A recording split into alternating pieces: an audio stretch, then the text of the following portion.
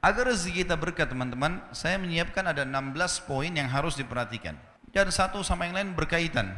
Yang pertama, yang paling sederhana dan selalu dilakukan bisa, syukur. Bersyukur teman-teman sekalian. Syukuri nikmat Allah. Sering mengucapkan Alhamdulillah. Walaupun mungkin di mata kita sedikit. Walaupun kadang-kadang di mata kita itu adalah hal-hal yang berat atau tidak baik, misalnya itu kurang baik. Seperti orang lapar misalnya, orang haus, orang anggap itu selalu buruk. Kalau ditanya siapa yang mau lapar, oh jawabnya nggak mau, gitu kan? Tapi sudah paham belum teman-teman sekalian kalau tanpa lapar nggak enak kita makan. 2 piring makan, kemudian dikasih lagi ayam goreng, kasih apalah di sini Makassar coto, kasih sop saudara, sudah nggak mau. Tapi kalau lagi lapar, nasi sama sambal enak. Jadi makanya kalau lagi lapar, bilang Alhamdulillah lapar, bukan aduh lapar. Benar nggak? Karena kita kalau bilang aduh berarti kita mengeluh, padahal lapar itu jembatan untuk nikmati makanan.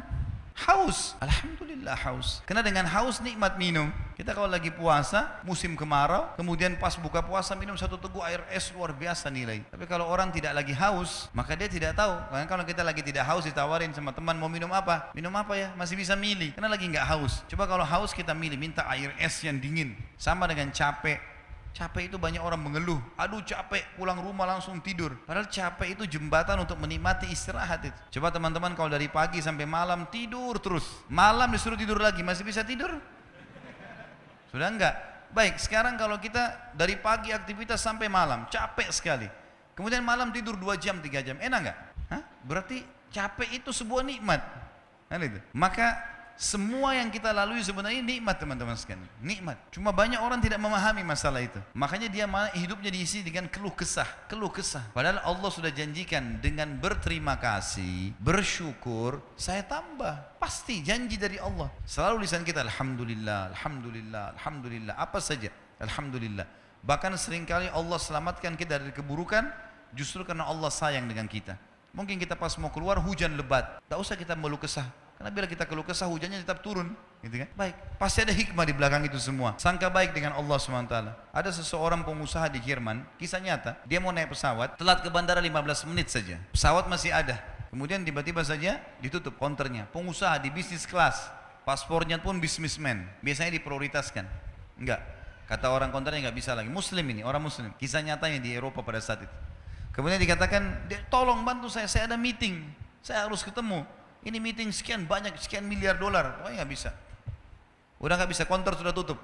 Dia berusaha nggak bisa. Akhirnya tunda pesawat setelahnya 4 jam selisihnya. Baru dapat penerbangan lagi. Dia sambil duduk, dia batalin, dia menyesali segala macam. Subhanallah, dia tiba-tiba berbalik dari penyesalan menjadi bersyukur. Gara-gara apa? 15 menit setelah take off pesawat diberitakan pesawatnya jatuh.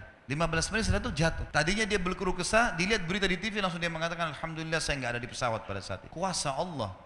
Semua punya hikmah. Kita harus bersangka baik. Kata Nabi SAW, Allah berfirman, Ana inda dhanni abdi bi. Saya sesuai dengan prasangkaan hamba-hambaku. Sangka baik dengan Allah. Allah pasti menyiapkan sesuatu yang baik buat kita. Gak mungkin buruk teman-teman sekalian. Bahkan hal yang kita anggap buruk pun untuk kebaikan buat kita, sebagaimana sudah saya kasih contoh-contoh tadi. Allah Subhanahu Wa Taala menyebutkan dalam surah Saba, surah nomor 34 ayat 15, dalil tentang syukur. A'udzubillahi minasyaitonirrajim. Innama ta'buduna min dunillahi awthana wa takhluquna ifka. Sesungguhnya semua yang kalian sembah selain Allah adalah berhala-berhala dan kalian dusta dalam hal itu. Misal orang sembah berhala, patung, dia bohong itu. Dia yang pahat, dia yang warnain, kalau rusak dia yang perbaiki, lalu dia panggil Tuhan. Kata Allah itu bohong. Jimat, kain, kertas, dijahit-jahit, digantung di badannya.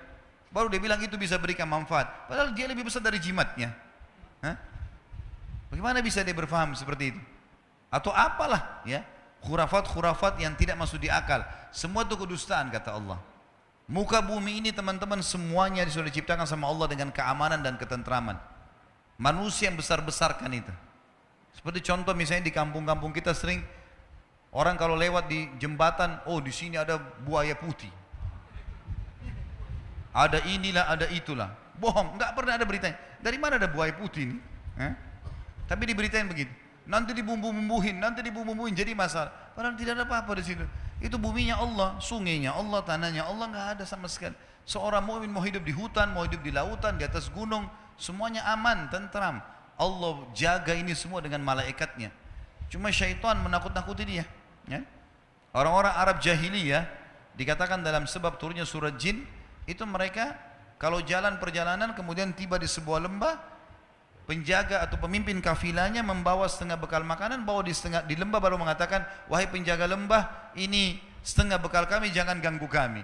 Kata Allah, fazaduhum rahaqa, maka syaitan di sekitar lembah itu makin kerjain mereka, padahal tidak ada apa-apa sebelumnya. Jangan berlebihan. Kuasa Allah, kita dibuat tenang, aman, nikmatin yang halal, kerjakan perintah, tidak ada yang ganggu. Mustahil. Sudah kuasa Allah. Dikatakan di sini, innal ladzina ta'buduna min dunillahi la yamlikuna lakum rizqa. Semua yang kalian sembah selain Allah tidak memiliki sedikit pun rezeki buat kalian. Fabtagu indallahir rizq. Maka hanya sembahlah Allah saja dan minta rezeki kepadanya. Wa'buduhu washkuru lah. Tunduklah padanya dan juga bersyukurlah kepadanya. Ilaihi turja'un. Hanya kepadanya kalian akan dikembalikan. Saksi bahasan kita, washkurulah, nikmati dan syukuri. Yang kedua teman-teman sekalian adalah dari 16 poin, berinfak dan bersedekah. Dan ini sering saya ingatkan dalam pengajian saya. Mungkin teman-teman yang mengikuti di YouTube sudah sering dengar kalimat ini. Maka saya ingatkan kembali, kita berbeda orang Islam dengan sistem kapitalis. Kapitalisme mengatakan bahwasanya menabung pangkal kaya. Kalau Islam beda. Islam tidak mengatakan menabung pangkal kaya, berinfak pangkal kaya. Beda konsepnya. Nabung berarti tidak dikeluarkan, infak berarti keluarkan, tidak bisa ketemu ini. Makin banyak kita keluarkan di jalan Allah, makin banyak rezekinya. Itu rahasianya. Kalau kapitalis tidak, makin sering nabung makin kaya. Karena secara hitung-hitungan bertambah di rekeningnya. Seperti itulah. Padahal sebenarnya pemahamannya berbeda. Dalam sebuah hadis Bukhari, kata Nabi SAW, Allah berfirman, ya ibna Adam, anfik alik.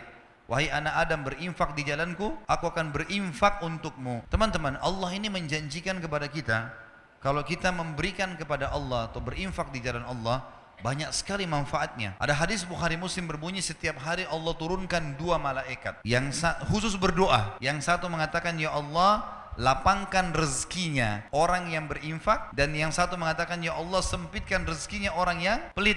Perhitungan, Allah nggak akan kasih. Kemudian juga teman-teman sekalian, Allah membalas setiap infak kita itu minimal 10 kali lipat loh, 1000%. Kalau di masjid ini misalnya ada seseorang datang, orangnya kita kenal secara nasional, kemudian punya perusahaan besar, kemudian jelas ya, usaha-usahanya jelas segala macam, dan produk yang dijual juga menguntungkan, lalu dia tawarkan ke kita, nih siapa yang ikut investasi, misal 100 juta, dia dapat akhir bulan 100%, jadi 200 juta. Kita sudah kenal orangnya, tahu perusahaannya, tahu produknya, orang bahkan berlumba-lumba mau investasi ditawarkan. Siapa yang mau berinfak, saya akan kasih 100% keuntungan. 100 juta jadi 200 juta akhir bulan.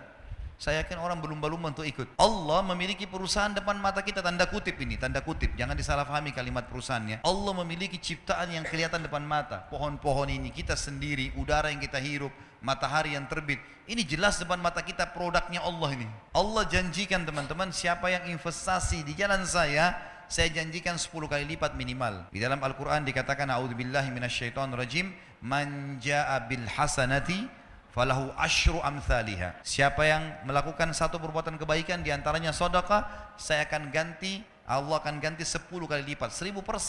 Kalau kita keluarkan teman-teman sekalian 1 juta, udah ada 10 juta itu, tinggal nunggu saja. Tahu teman-teman, para sahabat setiap hari kerjanya apa? Mereka bawa duit di kantong-kantong, di wadah kalau kita sekarang, cari orang miskin. Waktu ditanya, apa yang kalian buat? Kami sedang investasi, kasih orang miskin, Allah balas 10 kali lipat. Terus begitu. Di zaman Abu Bakar, Uthman bin Affan, Abu Abdurrahman bin Auf, sahabat-sahabat yang kaya, nggak ada akunting, gitu kan? Belum ada sistem kayak kita sekarang, komputerisasi yang rapi. Bagaimana cara mereka mengatur duitnya? Saya kalau baca sejarah mereka itu luar biasa. Dagang, transaksi, orang susah dibantu, orang yang memang layak dapat untung, diputar lagi modalnya, dikeluarin di jalan Allah, disedekahkan, yang sisanya dipakai modal. Begitu-begitu saja. Waktu mereka meninggalkan harta, kalau itu sekarang itu bisa ratusan miliar rupiah, mungkin triliunan kalau uang rupiah. Mereka tidak punya admin, tidak punya apa-apa. Bagaimana mereka bisa atur semua itu? Karena sedekah. Abdurrahman bin Auf pernah buktikan kepada kita dalam kisahnya, beliau pernah kedatangan keuntungan 1 peti emas, belum pernah untung sebanyak itu. Dia duduk gelisah di dekatnya emas itu. Istrinya tanya, kenapa Abdurrahman? Saya gelisah lihat ini. Enggak pernah keuntungan kita sebesar ini. Allahu alam kalau terjadi di seseorang di antara kita yang dapat satu peti emas, mungkin udah di dalam di tanah kali ya, supaya enggak ketahuan di mana. Dia gelisah, istrinya bilang, kenapa? Saya gelisah, enggak pernah ada keuntungan begini. Kata istrinya, lalu apa yang kau lakukan? Saya mau infakkan jalan Allah. Jangan ada di rumah malam ini. Baik, sama istrinya bungkus-bungkus. Bagi-bagiin, malam itu habis. Besok datang 2 peti. Kisah nyata ini. 2 peti yang seperti itu. Dia istrinya bilang, ini gimana? Infakkan lagi. Besoknya 3 peti. Setiap dikeluarkan dibalas sama Allah cash langsung pada saat itu. Cuma mau berani atau enggak nih? Percaya atau enggak? Ini kadang-kadang makan sama temannya, mau traktir atau enggak ya? Ragu. Kadang-kadang tunggu temannya pegang dompet baru bilang, saya aja enggak apa-apa. Oh enggak apa-apa temannya, Pak. Oh ya sudah dibayarin enggak apa-apa. Sering-sering ya. Pesannya sering-sering gitu. Ini salah ini. Di jalan Allah 10 kali lipat. Praktekin, ini rumus yang sederhana. Infak, Allah bilang di jalanku, aku akan balas infakmu itu. Pasti lebih banyak. Dalam hadis Bukhari, kata Nabi SAW, orang sebelum kalian ada 2 orang, dua-duanya bersahabat, dua-dua punya kebun, musim kemarau, nggak ada hujan sama sekali. Kata Nabi SAW, ini si A sama si B, dia disebutin namanya. Kata Nabi SAW, salah seorang dari mereka, kita anggaplah misalnya A sama B, si B ini. Dia bilang, saya melihat ada awan lewat di atas kebun saya, dan saya dengar suara mengatakan, turunkanlah hujan di kebunnya si Fulan, temannya dia di sebelah. Maka dia bilang, saya bingung, kenapa ada suara dari awan? Saya ikutin, ini hadis sahih riwayat Bukhari, penyampaian Nabi SAW. Kata Nabi SAW, dia pergi ke kebun temannya, ternyata betul hujan turun cuma di situ saja. Yang lain enggak, musim kemarau. Lalu kemudian dia tanya temannya, apa yang kau lakukan dengan kebunmu? Dia bilang, hasilnya kebun ini saya bagi 3. Hasilnya saya bagi 3. Sepertiga saya infakkan dulu jalan Allah, sepertiga saya pakai untuk kembali modal, sepertiga saya pakai buat kebutuhan keluarga saya. Kata temannya, pantas kau dapat ini. Ada ipar saya di Ternate, teman-teman, saya pernah datang ke sana. Pulang ceramah jam setengah 12 malam, suara rumahnya masih pakai seng di belakang. Ternyata ada suara kayak batu besar, pang gitu, ribut. Saya kaget, dia ketawa. Dia bilang, itu mangga jatuh. Mau coba? Iya, orang Ternate bilang ini mangga madu. Ya. Saya nggak tahu di Makassar kita bilang apa tuh, di Jakarta mana lagi katanya. Ada titik-titik madunya di dalam. Coba ya coba, memang manis sekali. Masya Allah saya makan sama dia. Saya bilang besok pagi saya mau lihat pohonnya. Dia bilang, ya silahkan. Terus dia bilang, pohon ini sepanjang tahun berbuah terus. Saya bilang, kok bisa? Dikasih bibit? Dia bilang, enggak. Saya biarin aja begitu. Pokoknya dia sepanjang tahun berbuah. Biasanya kan mangga kita tahu setahun sekali kan. Paling maksimal setahun 2 kali itu sudah luar biasa. Besok pagi habis sholat subuh di masjid, saya keluar, saya ke rumahnya, saya pamit ke belakang. Ternyata pohon itu cuma pendek, mungkin cuma 3 meter, seperti mungkin tiang masjid ini. Kemudian buahnya banyak sekali, sampai mau jatuh ke paving bloknya itu. Cuma pohon itu, setengah pohon masuk ke rumahnya, setengah pohon melintang keluar temboknya gitu. Terus dia keluar, dia bilang, tiba-tiba kayak Allah kasih jawaban ke saya, dia bilang, ini setengahnya yang masuk ke sini saya pakai buat saya sama keluarga, kalau ada tamu datang saya kasih. Yang keluar itu saya nggak pernah ambil. Siapa saja boleh ambil, silahkan. Saya bilang itu rahasianya kenapa berbuah sepanjang tahun. Coba pertemukan dengan antum di sini, dibungkus plastik, ya. Anaknya saja lihat nggak boleh. Anaknya nggak boleh sentuh. Jangan sentuh ya nak, nanti kalau sudah masak. Kadang-kadang subhanallah ada orang pelit sekali. Dia beli makanan favorit masuk di kulkas, anaknya nggak boleh sentuh, istrinya nggak boleh sentuh. Wah luar biasa nih. Ya. Bagaimana bisa Allah kasih? Maka mulai sekarang harus royal di jalan Allah. Dalam masalah infak teman-teman jangan perhitungan. Itu investasi yang tidak akan pernah habis. Allah Subhanahu wa taala mengingatkan dalam Al-Baqarah surah nomor 2 ayat 254 agar jangan menyesal.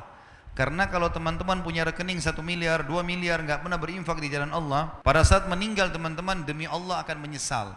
Coba dulu saya kasih masjid ini ya, coba dulu saya kasih pesantren ini ya, coba dulu saya beliin Quran ya, udah telat. Udah nggak bisa lagi. Iya kalau ahli waris kita bangun di masjid, kalau enggak, kalau mereka pakai buat kebutuhan mereka saja. Gitu. Allah berfirman, "A'udzubillahi minasyaitonirrajim, ya ayyuhalladzina amanu anfiqu mimma razaqnakum min qabli an ya'ti yaumun la bai'un fihi wala khullatun wala syafa'ah wal kafiruna humudz zalimun." Hai orang-orang beriman, infakkan, keluarkan, jangan perhitungan di jalan Allah. Apa yang kami jadikan rezeki buat kalian sebelum datang hari, tidak ada transaksi, nggak ada persahabatan, tidak ada lagi pertolongan. Dan orang-orang kafir mereka adalah orang-orang yang zalim. Memberi teman-teman, berikan yang terbaik. Jangan pakai istilah daripada makanan rusak di kulkas kasih aja orang. Nanti rezeki juga daripada ini. Mau dapat ikan paus pakai kapal tanker. Jangan pakai pancing kecil. Celengan masjid lewat rumahnya Allah loh ini. Lewat celengan korek kantong yang paling kecil. 2.000, 1.000. Kalau ada 500 kuat 500 dikasih masuk di masjid. Baru luar biasa cerewetnya. Minta kesehatan, kekuatan, keturunan, selamat dari neraka, masuk surga, minta jodoh yang cantik, yang gagah. Wah ini, ini kalau malaikat diizinkan cambuk sudah dicambuk ini. Dalam surah Ibrahim, surah nomor 14, ayat 31 sampai 34 Allah juga berfirman, A'udzubillahi minasyaitonirrajim, kulli ibadiyalladzina amanu. Katakanlah hai Muhammad kepada hamba-hambaku yang beriman, yuqimus shalah. Mereka selalu sholat, jaga 5 waktu sholatnya. Itu waktu absen kepada Allah. Datang on time di awal waktu. Wa yunfiqu mimma razaqnahum sirran wa alaniyah. Dan mereka selalu ikutkan setelah sholat infak. Sembunyi-sembunyi atau terang-terangan. Karena kadang-kadang kita dimintai orang di pinggir jalan sudah. Ingat kaidah dalam ibadah, kalau ibadah telah tiba waktunya, saatnya eksekusi, bukan saatnya menilai. Misal, azan, lalu kemudian kita lihat ada masjid, kayaknya masjid ini kotor, saya mau masjid sana saja. Bukan saatnya menilai. Azan, sholat, di masjid manapun sholat. Gitu kan? Ada orang miskin lewat minta, bukan kita nilai orang ini masih kuat, orang ini bohong atau tidak, bukan urusan kita itu. Orang lagi minta, Tuhanmu lagi suruh kasih, bukan menilai, eksekusi kasih orang. Ini pintu syaitan saja, membuat kita selalu menilai. Lalu kapan kita lakukan? Siapa orang yang kita anggap paling layak? Sementara berinfak boleh kepada orang kaya. Sekarang saya kaya, adik saya kaya, lalu saya mau kasih dia uang, bolehkah? Boleh, infak tetap pahala. Apalagi kalau dia orang miskin, tidak selamanya infak itu kepada orang miskin. Kita boleh memberikan makan orang lain, memberikan hadiah pakaian, walaupun dia orang kaya, nggak ada masalah. Nabi SAW mampu dan beliau menerima hadiah. Kemudian dikatakan min qabli an ya'tiya yaumun la bay'un fihi wala khilal. Sebelum datang hari di mana kalian akan menyesal karena nggak ada lagi transaksi. Orang-orang miskin yang kita temui di dunia teman-teman, kalau kita ketemu di mahsyar, walaupun kita mau kasih 1 miliar rupiah sudah nggak laku miliaran rupiah di sana. Mau kasih pahala dia terima, duit dia sudah nggak terima. Mau kasih makanan dia nggak terima. Orang di akhirat nggak butuh makanan dunia. Tidak ada lagi transaksi dan tidak ada juga persahabatan. Lalu Allah menceritakan di ayat 32-nya Ibrahim, Allahul ladzi khalaqas samawati wal arda wa anzala minas samai ma'an fa akhraja bihi minats thamarati rizqan lakum. Yang telah memerintahkan kalian menjaga salat kalian dan menginfakkan apa yang menjadi rezeki buat kalian adalah Allah yang telah menciptakan seluruh langit dan bumi dan telah menurunkan air dari langit dan telah menumbuhkan dengan air-air itu buah-buahan sebagai rezeki buat kalian. Wa sakhkhara lakumul fulka litajriya fil bahri bi amri. Dan yang telah menyuruh kalian salat dan berinfak di jalannya adalah yang telah menundukkan buat kalian bahtera-bahtera, sehingga yang telah menundukkan buat kalian lautan dan sungai sehingga bahtera-bahtera kalian bisa meraung di atasnya. Wasakhkhara lakumul anhar, dan telah menundukkan juga buat kalian sungai, jadi laut dan sungai. Wasakhkhara lakumus syamsa wal qamara daibain, dan yang telah merintahkan kalian salat dan berinfak adalah yang telah menciptakan dan mengatur matahari dan bulan yang rutin, matahari pagi hari, bulan di malam hari. Wasakhkhara lakumul laila wan nahar, dan yang telah menyuruh kalian salat dan berinfak adalah yang telah menundukkan malam dan siang. Wa atakum min kulli ma sa'altumuh, dan juga dia telah memberikan semua yang kalian minta. Wa in ta'uddu ni'matallahi la tuhsuha, kalau kalian ingin menghitung-hitung nikmat Allah, kalian tidak akan mampu menghitungnya. Innal insana la zalumun kafar, sesungguhnya manusia itu adalah makhluk yang zalim dan kufur. Tidak ada haknya dia, tidak ada punya dia di situ andil, tapi dia merasa dia punya hak. Teman-teman sekalian, kalimat Allah di sini wa atakum min kulli ma sa'altumuh. Saya mau teman-teman renung ini. Allah bilang dan Allah memberikan semua yang kalian minta. Bagaimana kita pahami ayat ini? Mungkin ada di antara kita sini yang mengatakan, Ustaz, ada doa saya yang belum Allah kabulkan. Baik, pertemukan sekarang teman-teman antara kebutuhan kita sehari-hari dengan permintaan kita yang belum Allah kasih. Contoh, kita lagi lapar. Setiap hari kita lapar kan? Kalau kita nggak makan seharian lapar. Kita kadang-kadang cuma bilang begini, lapar. Kalimat itu saja. Dapat makanan, baik kita beli sendiri, baik kita dikasih orang, baik tiba-tiba ada yang sudah terhidangkan di rumah. Kalau kita tidak dipenuhi lapar kita tiap hari sama Allah, nggak bakal kita hidup sampai sekarang. Tiap hari kita haus, Allah penuhi haus kita. Tiap hari mata kita butuh cahaya, lalu Allah kasih cahaya. Tiap hari kita butuh energi untuk tubuh kita, Allah kasih.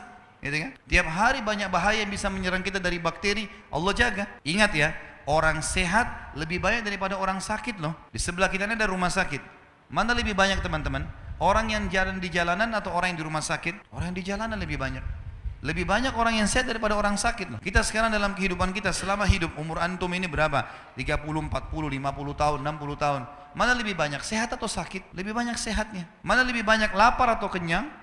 Kenyangnya lebih banyak. Kita kadang-kadang lapar, berapa menit kita makan selesai. Bisa berapa jam bertahan kan? Lebih banyak nikmat Allah loh sebenarnya pada kita. Jadi yang Allah belum kasih 1-2 permintaan, yang lain Allah kasih loh. Kita capek tinggal tidur, kita lapar tinggal makan, kita hirup oksigen. Yang Allah belum kasih mungkin kita minta jodoh, kita minta pekerjaan. Itu pun ada hadis yang berbunyi begini, sangka baik sama Allah. Kata Nabi SAW, kalau Allah mendengar doa yang indah dari hambanya, maka Allah sengaja terlambatkan jawabannya agar dia tetap dalam doanya. Misal gini, kita berdoa, ya Allah, zat yang di malam hari kita sujud, kayak tadi cerita orang Mesir itu misalnya, ya Allah, zat yang maha kuat, maha perkasa, yang turun dari ke langit bumi sepertiga malam, yang mengizinkan saya mengucapkan kalimat-kalimat saya ini. Kita mengucapkan puji-pujian kepada Allah, kita memohon. Allah tahu itu doa mulia. Allah tunda 2-3 hari baru dikasih. Bayangkan kalau kita dikasih langsung, misal ya Allah sembuhin saya, tiba-tiba sembuh saat itu, masih berdoa kira-kira? Berhenti. Tapi Allah kasih 2-3 hari.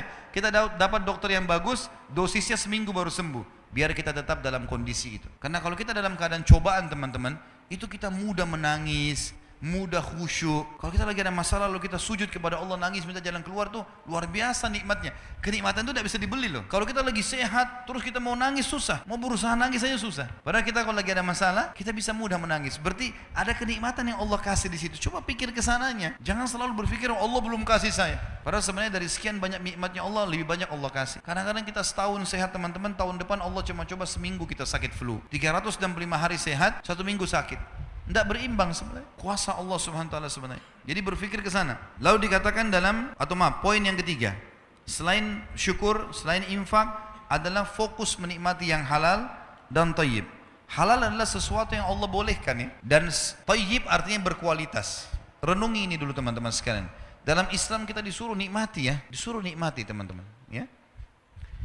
Kalau misalnya ada seseorang di antara kita masuk ke supermarket, dia mau beli anggur. Ada anggur harganya 100.000 per kilo, itu kualitas A. Ada anggur yang satu lagi kualitas B harganya 50.000. Kalau kita beli yang A dengan niat mau menikmati apa yang Allah kasih dan kita mampu membelinya, bukan mencuri dan seterusnya, maka itu pahalanya lebih besar dibandingkan kita sengaja mau beli yang B padahal kita mampu. Garis bawahi poin itu, karena Allah suruh kita nikmati. Ya? Hadis sahih riwayat Abu Daud, innallaha yuhibbu an yara athara ni'ami 'ala 'abdi. Allah suka sekali melihat bekas nikmatnya pada hambanya. Allah mau kita pakai baju bagus, Allah mau kita berpenampilan bersih, Allah mau kita punya rumah bagus, kendaraan bagus, Allah mau itu. Tapi jangan berlebihan. Berlebihan namanya mubadzir. Perhitungan namanya bakhil. Enggak boleh dua-duanya. Mubadzir dosa besar, bakhil dosa besar. Kita berada di tengah-tengahnya. Penuhi segala sesuatu karena kebutuhan, bukan karena keinginan. Kita kalau lagi lapar teman-teman butuh. Lapar kan sinyal dari Allah supaya kita makan. Tubuhmu lagi butuh makanan. Makan yang terbaik pada saat itu. Enggak masalah. Masih 1 piring masih lapar, makan 2 piring, enggak ada masalah. Enggak dilarang dalam Islam. Tapi pada saat itu memang kebutuhan. Jangan keinginan, keinginan tidak akan selesai. Dan jangan terpengaruh dengan prinsip syaitan. Ini ada syaitan membisikkan pada manusia dengan kata-kata yang halal, yang haram aja susah apalagi yang halal. Ini enggak boleh.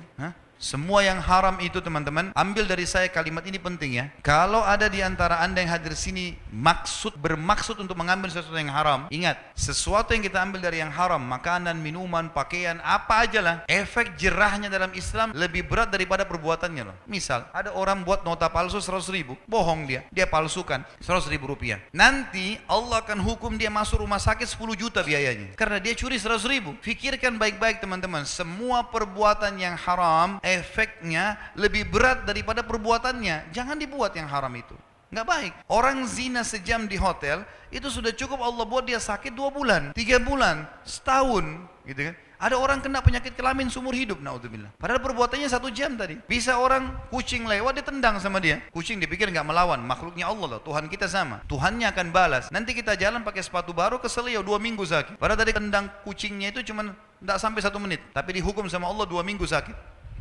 Dan seterusnya. Ada orang subhanallah mungkin dia hanya lihat sesuatu yang haram sebentar saja. Sudah cukup Allah buat lehernya keselio nanti. Ada orang banyak salahkan bantal di Indonesia. Apa salahnya bantal?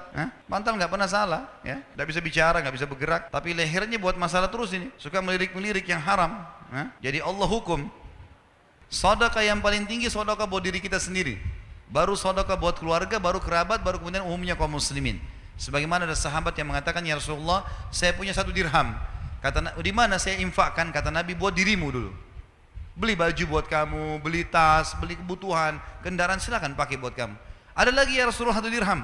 Kata Nabi SAW, buat anakmu. Ada lagi ya Rasulullah 1 dirham, buat istrimu. Ada lagi ya Rasulullah 1 dirham, buat kerabatmu. Ada lagi ya Rasulullah. Kata Nabi SAW, engkau lebih tahu di mana kau letakkan. Setelah itu silahkan, bebas. Jadi kita boleh menikmati itu. Salah kalau enggak. Ingat, hati-hati dengan perkataan yang salah. Orang banyak menganggap zuhud. Zuhud itu apa? Makan roti kering, ya. Pakai sendal jepit, nggak boleh pakai kendaraan yang bagus. Ini salah ini. Dari mana ini? Ini pemahaman yang keliru sekali. Nabi SAW tidak pernah makan roti kering loh. Nabi SAW paling gemar makan paha kambing.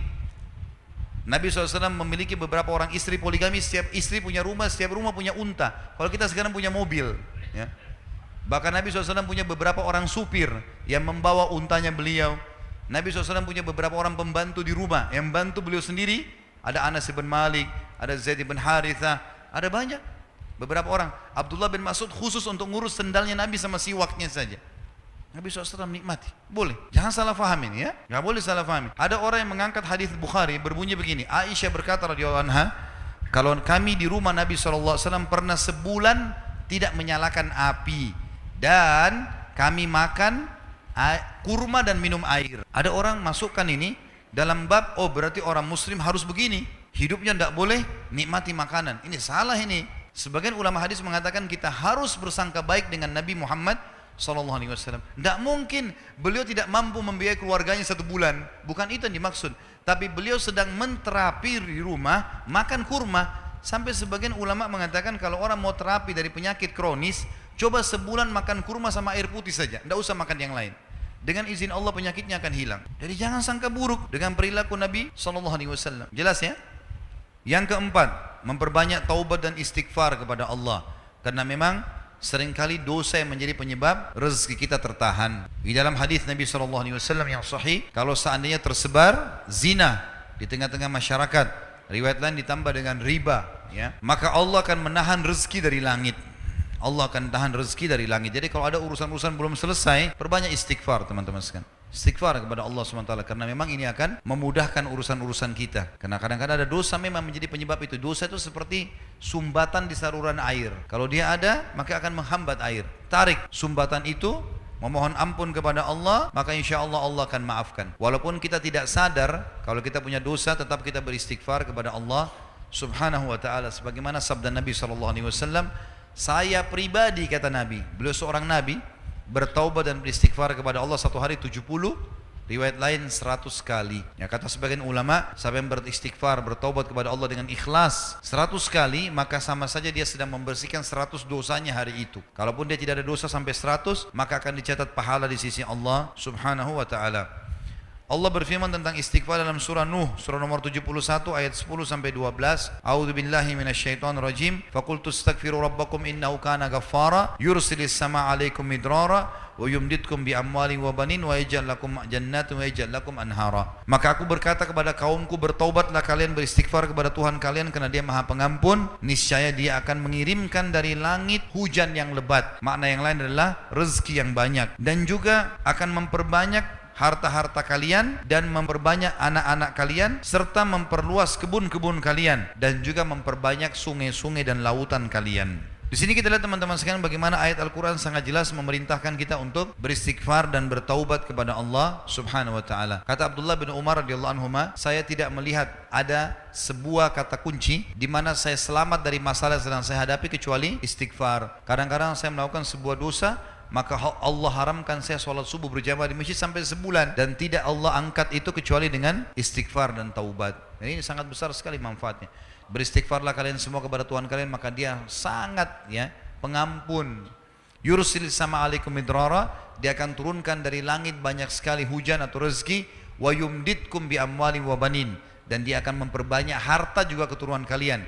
Wa yaj'al lakum jannati wa yaj'al lakum anhara, dan dia akan memperbanyak dan melebatkan hasil kebun-kebun kalian, dan juga memperkaya isi laut dan sungai kalian. Yang kelima, bertakwa kepada Allah, selalu patuh. Takwa ringkasnya adalah patuh. Bagaimana seseorang patuh kepada Allah Subhanahu wa taala.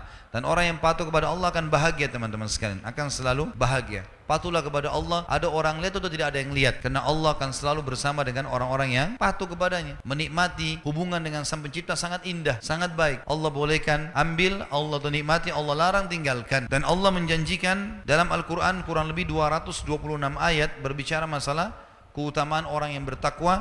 Tapi yang jadi saksi bahasan kita adalah surah At-Talaq, surah nomor 65 ayat 2 sampai ayat 5. A'udzubillahi minasyaitonirrajim. Wa may yattaqillaha yaj'al lahu makhraja. Siapa yang bertakwa kepada Allah, Allah akan berikan jalan keluar dari masalahnya. Kemudian ayat 3-nya wa yarzuqhu min haitsu la yahtasib, dan Allah akan memberikan kepadanya jalan keluar, Allah akan berikan kepadanya rezeki dari tempat yang ia tidak sangka-sangka. Ayat 4-nya, tadi itu ayat 2 sama ayat 3. Ayat 4-nya wa may yattaqillaha yaj'al min amrihi yusra. Siapa yang bertakwa kepada Allah, Allah akan mudahkan segala urusannya. Ayat kelimahnya wa may yattaqillaha yukaffir anhu sayiatihi wa yu'zim lahu ajra. Siapa yang bertakwa kepada Allah, Allah akan ampuni dosa-dosanya dan lipat gandakan balasannya. Yang keenam, bertawakal. Tawakal artinya menyerahkan perkara setelah berusaha. Allah Subhanahu wa taala menyuruh kita bertawakal. Ikhtiar dulu, kemudian serahkan hasilnya kepada Allah Subhanahu wa taala. Makin pasrah kepada Allah maka makin baik.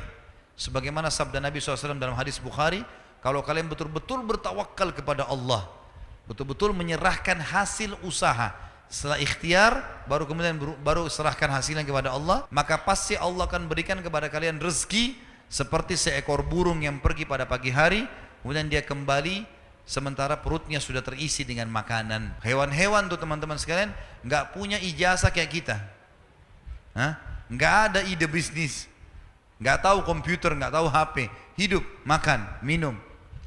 Mereka keluar pada pagi hari cari rezeki, malam sampai sudah kenyang, sampai ajalnya datang. Miliaran jumlahnya hewan bisa hidup, semut di lubangnya bisa hidup. Bagaimana kita manusia yang memang dianggap makhluk yang paling sempurna, fi ahsani taqwim, kemudian punya ketakutan-ketakutan terhadap rezeki yang sedang Allah siapkan. Dalilnya tadi surah At-Talaq ayat 3, surah nomor 65, wa may yatawakkal 'alallahi fahuwa hasbuh. Siapa yang bertawakal kepada Allah, serahkan hasil usahanya kepada Allah, maka Allah akan jadi pencukup baginya. Yang ketujuh, silaturahim. Silaturahim artinya melanjutkan hubungan kerabatan. Kita semua alhamdulillah punya rahim, punya kerabat yang punya hubungan darah sama kita. Dan tidak dinamakan rahim kalau seseorang itu satu kampung, satu negara. Kata Nabi SAW dalam masalah ini, hadis sahih riwayat Bukhari, siapa yang ingin diberkahi umurnya, diluaskan rezekinya, maka dia melanjutkan hubungan silaturahim. Dan silaturahim yang paling puncak adalah hubungan dengan kedua orang tua. Ya, teman-teman sini yang pendatang, orang tua yang masih hidup di kampung, telepon setiap hari, pakai stopwatch teman-teman, 1 menit saja. Kalau rasa berat, padat kerjaan, maka harusnya kita tetap luangkan waktu. Mereka adalah sumber kehidupan kita. Ya, ridho Allah ada di ridho kedua orang tua. Kita kadang-kadang sama Allah kalau ditelepon sama partner bisnis, teman kantor, atau calon pasangan hidup, sibuk menerima telepon mereka berjam-jam. Tapi kalau ibunya telepon, buru-buru, sudah bu ya saya ada kerjaan, biarkan dia ngomong. Kalau perlu berhentikan semua kegiatan. Seorang syekh ditelepon sama ibunya lagi pengajian di Jeddah, teman-teman, diberhentikan berhentiin. Mic-nya dimatikan, waktu ibunya telepon kemudian dia angkat. Iya ibu, saya ada perlu nak, perlu beli ini, perlu beli itu. Baik, saya datang sekarang ibu. Ditutup teleponnya lalu dia bilang, maaf jemaah, ibu saya lagi butuh. Tutup kafaratul majlis, tinggalkan majlisnya, dia pergi layani ibunya. Dia nggak bilang sama ibunya, bu tadi saya lagi pengajian loh itu. Nggak sama sekali. Berapa orang di antara kita begitu, sibuk di kantor. Kenapa tadi nggak angkat teleponnya nak? Ibu kan tahu itu jam kerja saya. Marah-marah sama ibunya. Padahal subhanallah ini adalah puncak silaturahim. Rezeki kita ada di situ. Berbuat baiklah teman-teman sekalian. Penuhi kebutuhan mereka, samponya, sabunnya, odolnya, sikat giginya, bedaknya, handuknya, penuhi semuanya. Kalau perlu jangan sampai mereka beli sendiri. Kirimkan dari Makassar ke kampung-kampung itu. Itu luar biasa fadilahnya. Kata Nabi SAW, ibumu dan ayahmu, kemudian saudarimu, saudaramu, lalu kerabat terdekat. Itu orang-orang yang paling dekat dengan kita. Jadi ini rahim yang harus dijaga. Kadang-kadang subhanallah kita setahun sekali mudik, itu pun pada saat setahun sekali ketemu sebentar sama orang tua salaman, lalu tinggalkan mereka. Ketemu sama teman-temannya. Orang tua lagi butuh, rindu mau bicara sama kita. Doanya mereka sangat luar biasa. Seorang salaful ummah di kancah peperangan teriak-teriak, saya sudah menang, kita pasti menang, Allahu Akbar. Terus dia takbir. Sampai orang-orang bingung, ini pasukannya sedikit, lagi dipukul musuh. Kayaknya menang betul, gitu kan? Terus tanya sama pasukannya, kenapa tadi anda begitu yakin? Dia bilang, karena tadi sebelum saya berangkat, waktu kita sebelum berangkat ke medan perang ini, saya sudah pesan sama ibu saya, ibu doain saya ya, supaya saya menang. Dan saya yakin ibu saya sedang doakan dan Allah utus pasukan dari langit membantu saya. Jangan berembe tangan-tangan yang sudah keriput orang tua kita teman-teman sekalian. Mereka angkat tangan ke langit diijabah. Kata Nabi SAW, doa orang tua buat anaknya diijabah. Itu silaturahim yang paling tinggi. Jangan anggap remeh. Mulai malam ini programkan untuk selalu tanya kabarnya orang tua, ya, beri kebutuhannya, antarkan makanan. Apalagi kalau satu kota Makassar, bawa ke rumahnya, datang, luangkan waktu untuk ke sana. Yang kedelapan, haji dan umrah. Dan ini sesuai dengan hadis Nabi SAW, haji dan umrah yang dikerjakan secara berkesinambungan akan menghilangkan kesusahan hidup dan kemiskinan, sebagaimana api menghilangkan karat dari besi. Ada yang tanya sama saya, Ustaz, saya sudah umrah tahun lalu, sekarang ada uang mau umrah lagi atau saya lakukan yang lain? Saya bilang umrah lagi. Kalau saya umrah lagi, kecuali ketemu dengan hutang ya. Umrah sunnah, kalau bayar hutang wajib, selesaikan utang. Tapi kalau mau ibadah apa lagi, maka umrah. Baik, saya punya duit Ustaz, saya mau umrah lagi atau saya umrahin kerabat saya atau teman saya? Jawabannya anda umrah lagi, karena tidak ada jaminan umrah yang lalu sudah diterima sama Allah. Dan sekarang yang sedang kena hukum untuk melakukannya adalah kita, karena kita lagi wajib. Kecuali kita sudah bayar, ada lebih lagi, kita bawa kerabat kita, silahkan. Jangan biarkan orang lain melakukannya tanpa kita lakukan, ya. Dan jangan cuma menonton orang lain mengerjakan ibadah. Ini nggak benar. Kita harus di situ punya andil. Kalau kita lagi satu mobil sama teman, ada orang miskin ketuk-ketuk kaca, biasanya kalau teman kita sudah kasih duit, kita juga nggak ikut-ikutan kasih duit kan? Karena kita pikir, oh dia sudah kasih. Ini sama saja nonton orang lain masuk surga, kita sendiri enggak gitu. Ya? Mesti kita andil di situ. Ya. Kenapa kita harus bangga dengan perbuatannya orang lain, gitu kan? Oh orang itu baik ya, orang itu. Kamu bagaimana? Ibu saya itu setiap subuh baca Quran. Ya ibumu, kamu? Bagaimana? Harus kita berbuat. Haji dan umrah manfaatnya besar sekali. Setiap kali kita ke sana kita akan mencas diri kita. Atha bin Abi Rabah rahimahullah, ulama tabi'in, umurnya 100 tahun. 70 tahun dia, 70 kali dia haji. 70 tahun, 70 kali. Ini luar biasa, maka boleh diulang-ulangi. Jadi iman kita disuruh ulangin. Dan itu insya Allah termasuk hal yang mengecas iman kita dan menjadi penyebab datangnya rezeki. Yang kesembilan, hijrah. Dan hijrah ini artinya meninggalkan wilayah kafir ke wilayah Islam. Tidak boleh teman-teman sekali memaksakan diri tinggal di wilayah orang kafir kalau kita nggak bisa ibadah, nggak boleh. Kata Nabi SAW, ana bari'un mimman asya baina adhurul musyrikin. Saya berlepas diri dari orang-orang yang hidup sengaja di tengah-tengah orang kafir. Ya. Nanti kalau mau meninggal susah, jenazahnya nggak tahu dikubur di mana, mau sholat susah, ya mau cari makanan halal susah, gitu kan? Hijrah ke wilayah Islam diperintahkan dan penyebab bertambahnya rezeki. Kalau ada orang bilang dia ke negara kafir untuk mengambil rezeki, ini keliru. Ke negara Islam, karena Allah SWT berfirman dalam surah An-Nisa, surah nomor 4 ayat 100. A'udzubillahi minasyaitonirrajim, wa may yuhajir fi sabilillah yajid fil ardi muragaman katsiran wa sa'a. Siapa yang hijrah di muka bumi ini di jalan Allah ke wilayah-wilayah Islam dari wilayah kafir, maka dia akan dapatkan peluang-peluang yang besar dan kelapangan rezeki dijanjikan oleh Allah Subhanahu wa taala. Dan kita tahu sahabat pada saat hijrah dari Mekah ke Madinah, mereka dibukakan oleh Allah pintu-pintu rezekinya. Yang ke-10 doa, berdoa kepada Allah SWT, selalu berdoa. Jangan pernah berhenti teman-teman, jangan berdoa pada saat darurat saja. Kata Nabi SAW, kenali Tuhanmu, maksudnya berdoalah kamu selalu. Ya. Pada saat kamu lagi senang, maka dia akan kenali kau pada saat kamu lagi susah. Berdoa. Dan doa ini ada kiat-kiatnya. Yang pertama ikhlas kepada Allah SWT tentunya.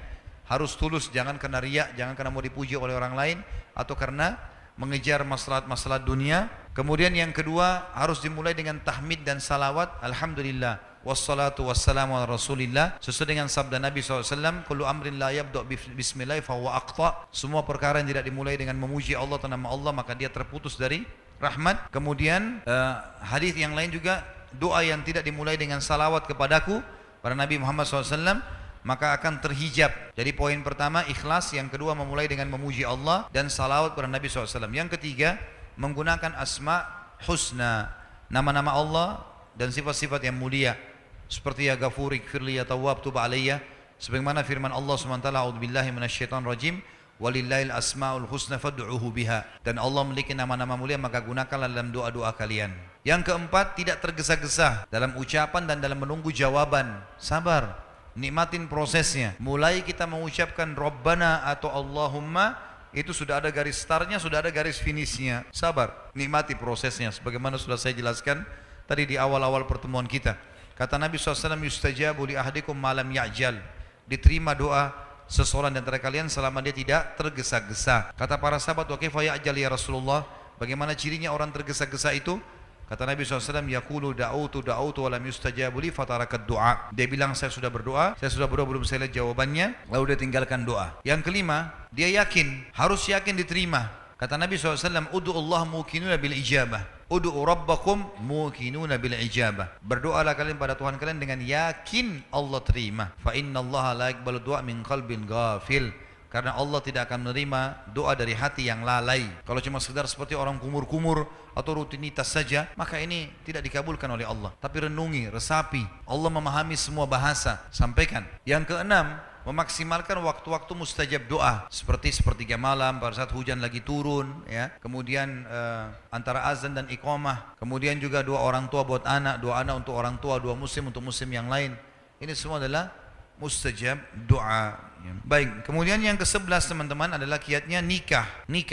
Kalau orang nikah karena memang meminta agar Allah SWT menjauhkan diri dari yang haram, maka ini termasuk pintu rezeki. Kata Nabi SAW, 3 orang yang pasti Allah kasih rezeki, pasti. Yang pertama adalah mukatib. Mukatib adalah seorang budak sahaya yang mau bebaskan dirinya. Dia berkata pada tuannya, saya mau bebas. Tuannya bilang, baik, kamu bayar 10 juta. Lalu kemudian dia bilang, baik, saya cicil sebulan 1 juta, 10 bulan saya bebas. Kata tuannya, baiklah, ini namanya mukatib. Ini pasti Allah kasih rezeki karena dia mau bebas dari keterbudakannya. Yang kedua adalah mujahid. Walaupun dia keluar dengan baju di badan, Allah akan penuhi kebutuhannya. Dan yang ketiga, seseorang menikah karena takut terjerumus pada yang haram. Jadi yang bujang-bujang harus segera menikah. Yang sudah menikah sudah nikmati, ya. Jangan tambah dulu. Nikmati dulu, ya. Tapi yang belum menikah ini jangan hubungkan antara nikah sama prestasi dunia. Tidak ada hubungannya. Ibadah tidak ada hubungannya sama prestasi dunia. Kalau harus sarjana dulu, harus punya rumah dulu, harus punya mobil dulu, ini terlalu lama. Orang-orang tua juga begitu. Jangan terlalu tahan-tahan anaknya. Tidak ada hubungannya. Ibadah. Saya punya teman-teman pada saat saya masih kuliah, Masya Allah saya tahu mereka menikah, tapi prestasinya bagus. Tidak ada masalah sama sekali. Bahkan kita temukan banyak orang-orang yang sudah praktekin teori ini, mereka nikahkan anak-anak mereka, sementara berjalan pun ya, kuliahnya atau sekolahnya, itu Masya Allah, malah mereka jadi dewasa, mereka jadi bertanggung jawab, karena terpenuhi. Gangguan terbesar dari laki-laki adalah perempuan, gangguan terbesar perempuan adalah laki-laki. Kalau diselamatkan dengan pernikahan itu sangat luar biasa. Kalau saya sering bahasakan di pengajian saya, tentu ada anak-anak yang Masya Allah, dia tidak tergoda dengan lingkungan mungkin, tapi ada banyak yang tergoda. Maka lebih baik kita menambah 1 piring makanan di meja makan kita untuk anak mantu, sehingga anak kita aman, daripada kita membiarkan anak itu melanglang buana di sana sini dan kita tidak mau tahu. Nanti ada hamil di luar nikah, ada memalukan nama keluarga, dan zina berbahaya.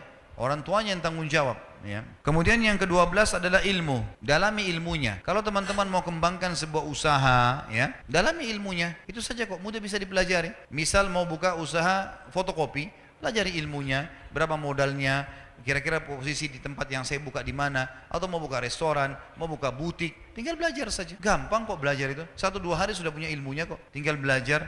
Nanti lebih dalam lagi dengan praktek lapangan, gitu kan? Maka itu punya ilmu. Imam Syafi'i mengatakan, siapa yang mau dunia dia harus punya ilmu, siapa yang mau akhirat dia harus punya ilmu, dan siapa yang mau keduanya dia harus punya ilmu. Dia harus punya ilmu, ya. Jadi kita harus kuasai. Makanya banyak orang-orang kafir sukses di bidangnya, dia kuasai itu. Dan orang-orang muslim dianjurkan, sebenarnya dalam Islam sudah ada ya. Innallaha yuhibbu min abdin idza amila amalan an yutkinahu. Allah sangat suka seorang hamba yang kalau dia lakukan satu perbuatan dia menguasainya. Jadi teman-teman jangan terlalu banyak bercabang, fokus ke satu bidang. Misal contoh, dia jual pisang goreng. Udah dikemas pisang goreng itu, bagaimana bisa menjadi sebuah pekerjaan profesional. Insya Allah akan terkenal tuh, gitu kan? Akan maju. Asal dia menguasainya di situ. Kemudian yang ke-13 adalah lingkungan, ya, lingkungan dan persahabatan. Ini berpengaruh. Bergaul dan berteman dengan pemalas, kita akan jadi pemalas. Berteman dengan orang yang berprestasi, kita akan jadi berprestasi. Teman-teman maaf, saya kalau yang bekerja di kantoran, sekarang kalau cari teman yang di bidang kita yang paling rajin, siapa yang di perusahaan yang suka dapat penghargaan, datangi orang itu, tanya kiat-kiatnya, kenapa dia bisa begitu. Itu kita akan nanti minimal mirip dengan dia. Jangan berteman sama orang yang malas, suka nipu, manipulasi data. Kita akan kena tampiasannya. Manusia mudah terpengaruh. Makanya kata Nabi SAW, almar'u ala dini khalilih. Seseorang sesuai dengan agama atau perilaku teman-temannya. Kita kalau bergaul dengan 10 orang pemabuk, kita jadi pemabuk. Kita berteman dengan 10 orang yang hafal Quran, kita akan hafal Quran. Manusia terpengaruh dengan lingkungan. Harus kita bentuk itu. Kalau saya pribadi punya prinsip teman-teman, sahabat saya harus yang lebih prestasi daripada saya. Maka saya tidak pernah mau berteman sama orang-orang bodoh. Misal, bukan penghinaan, tapi memang kalau saya lihat orang-orang itu jauh dari agama, jauh dari prestasi-prestasi dunia, untuk apa kita jadikan sebagai sahabat nih? Apalagi kalau pemalas, kalau dia boleh jadi teman, dia bertanya silakan. Tapi sahabat dekat, tempat kita konsultasi, bicara, musyawarah, tak bisa ini. Harus orang-orang yang lebih berprestasi. Kita akan seperti itu. Saya dari dulu di Madinah saya punya pengalaman teman-teman sekalian. Selalu saya berteman dengan, waktu saya masih kuliah, saya cari teman-teman yang selalu juara satu. Apa rahasianya? Kenapa mereka juara satu? Saya berteman, saya lihat. Awalnya saya butuh waktu untuk adaptasi, tapi lama-lama saya alhamdulillah bisa berkembang. Contoh yang lain teman-teman di perusahaan. Islam menyuruh kita berkembang. Kalau ada 2 orang jadi OB misalnya, contoh saja, si A sama si B. Gajinya 2 juta, 2 juta. Allah akan memberikan kita teman-teman sesuai dengan niat dan keinginan kita loh. Kalau kita mau maju, Allah majukan. Walladzina jahadu fina lanahdiyannahum subulana. Orang yang berusaha menempuh jalan-jalan menuju kami akan mudahkan dia untuk ke sana. Termasuk masalah pintu rezeki ini. Si A sama si B jadi OB. Si A mengatakan sudahlah, saya cukupkan dengan ini, selesai. Maka dia bisa saja sampai 10 tahun jadi OB terus. Kalau si B enggak, misal dia petakan perusahaan itu. Saya dari OB bisa jadi apa saja sih? Oh tingkatannya ini, gajinya ini. Cara untuk mencapai tingkatan ini 1, 2, 3, 4, 5. Dikejar prestasi itu. Maka pasti dia akan dekat ke situ. Walaupun mungkin dia belum mendapatkannya, minimal dia bisa dekat di situ. Kemudian yang ke-14 adalah keterampilan. Ya kalau bahasa saya sebenarnya inovatif ya. Dan kreatif teman-teman sekalian. Jadi jangan selalu fokus dan bangga dengan produk orang. Coba berusaha. Bagaimana kita bisa punya produk sendiri. Kita berusaha sendiri. Memang jangka pendek tidak langsung menguntungkan, tapi jangka panjang itu besar sekali manfaatnya. Enggak ada orang buka usaha kemudian 100% langsung untung terus. Itu enggak normal itu. Pasti ada masalah, dia naik turun, ada cobaan, ada pegawai berhenti, ada ini. Ya itu tantangannya. Di situ tantangan kita jadi lebih pintar nantinya. Tapi alhamdulillah bertahan, gitu kan. Yang ke-15 adalah afaf. Afaf itu memuliakan diri. Dan ini ada 16 poin saja ya. Saya ringkaskan karena lihat waktu. Afaf itu memuliakan diri, tidak mengemis ya. Kata Nabi SAW, tidak ada seseorang yang membuka pintu afaf, mulia. Kalau dia mau terima sesuatu, dia balas dengan jasanya. Dia bekerja supaya dia dapat anggaran, dia dapat sesuatu. Jadi bukan dia cuma tahu mengemis. Siapa yang afaf, Allah akan bukakan baginya pintu kekayaan. Dan siapa yang membuka pintu mengemis, Allah akan bukakan baginya pintu kemiskinan. Kita lihat pengemis itu kalau begitu terus, maka sampai tua, sampai meninggal dia akan mengemis. Bahkan dia wariskan kepada anak-anaknya. Ini dalam Islam tidak dibolehkan sebenarnya. Harusnya dia bisa memperbaiki keadaannya. Dan yang terakhir yang ke-16 adalah jihad di jalan Allah. Jihad adalah pintu rezeki. Sebagaimana kita tahu ada ghanimah dalam jihad. Kata Nabi SAW, sungguh ghanimah, harta rampasan perang diharamkan untuk nabi-nabi sebelumku dan dihalalkan untukku dan umatku. Ya, dalam riwayat lain dikatakan kalau ghanimah di zaman sebelum Nabi Muhammad SAW didatangkan, maka dikumpulkan lalu nabinya berdoa lalu turun petir dari langit menyambar harta-harta tersebut sehingga hangus. Tapi di zaman Nabi SAW tidak, menjadi harta rampasan perang. Apa yang dimiliki oleh musuh di medan perang, kalau kita menang maka menjadi ghanimah dan halal bagi muslimin untuk menikmatinya. Allahu a'lam.